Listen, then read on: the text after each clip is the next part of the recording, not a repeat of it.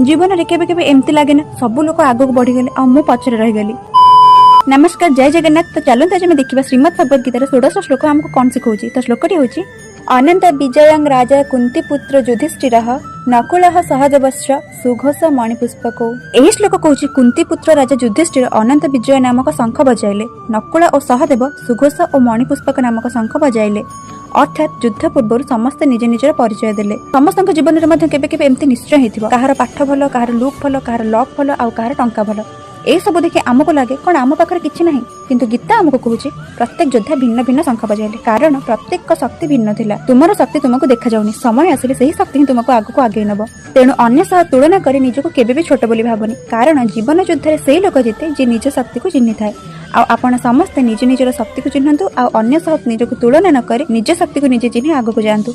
आ समस्त श्लोक सहज अर्थ को जाना प्लीज मो चैनल को लाइक शेयर सब्सक्राइब करंतु। हरे कृष्ण।